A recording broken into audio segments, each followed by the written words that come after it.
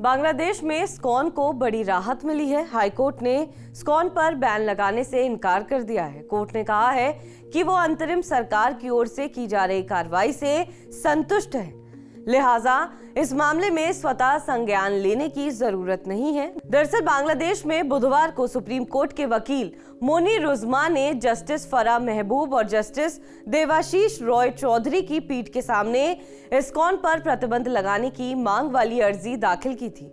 उन्होंने चटगांव और रंगपुर में आपातकाल घोषित करने की भी अपील की थी। सुनवाई की शुरुआत में अटॉर्नी जनरल की ओर से डिप्टी अटॉर्नी जनरल असदुद्दीन ने सरकार की ओर से उठाए गए कदमों की जानकारी अदालत को दी। उन्होंने कोर्ट से कहा कि इस घटना पर सरकार का रुख सख्त है। इसे लेकर अब तक 3 मामले सामने आए हैं। एक में 13 लोग, एक में 14 लोग और दूसरे में 49 लोगों को आरोपी बनाया गया है। अब तक 33 लोगों को गिरफ्तार किया जा चुका है। सीसीटीवी के जरिए 6 और लोगों की पहचान की गई है। सरकार की ओर से अदालत में कहा गया है कि पुलिस एक्टिव है। आरोपियों से पूछताछ करने पर जानकारी के आधार पर आगे की कार्रवाई की जाएगी। डिप्टी अटॉर्नी जनरल असदुद्दीन ने कहा कि न केवल चटगांव में बल्कि अन्य स्थानों पर भी सुरक्षा बल इस मुद्दे पर सर्वोच्च प्राथमिकता के साथ काम कर रहे हैं। वहीं सुनवाई के दौरान एक जज ने कहा कि लोगों की जान को और कोई नुकसान नहीं होना चाहिए। इस्कॉन पर प्रतिबंध लगाने पर जजों ने कहा कि सरकार सर्वोच्च प्राथमिकता के साथ काम कर रही है। हम सरकार की कार्रवाई से संतुष्ट हैं, बाकी जिम्मेदारी पर हमें भरोसा है। इस दौरान कोर्ट ने टिप्पणी की कि हमारे देश में सभी धर्मों के लोग बहुत सौहार्दपूर्ण और मैत्रीपूर्ण हैं। आपसी सम्मान और प्यार कभी नहीं खोएंगे, इसलिए आवेदक को कोई चिंता नहीं करनी चाहिए।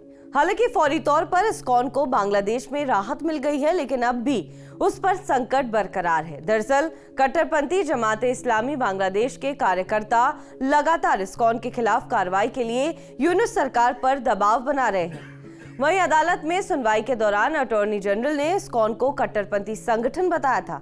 ऐसे में भले ही हाईकोर्ट ने इस्कॉन पर बैन लगाने से इनकार कर दिया हो, लेकिन यूनुस सरकार द्वारा इस्कॉन के खिलाफ कार्रवाई का खतरा लगातार बना हुआ है। लिहाजा इस्कॉन ने 3 उपायों का इस्तेमाल कर बांग्लादेश में अपने खिलाफ चलाए जा रहे प्रोपेगेंडा को नाकाम करने की लड़ाई लड़ सकता है। पहला, बांग्लादेश में चल रही कानूनी और प्रशासनिक कार्रवाई पर पूरी ताकत से लड़ाई लड़े। दूसरा, इस्कॉन एक अंतर्राष्ट्रीय मंच है, लिहाजा वैश्विक मंच पर इसे धार्मिक स्वतंत्रता के हनन के तौर पर उठाया जाए। तीसरा, आईसीसी में बांग्लादेश सरकार के खिलाफ मुकदमा चलाया जाए।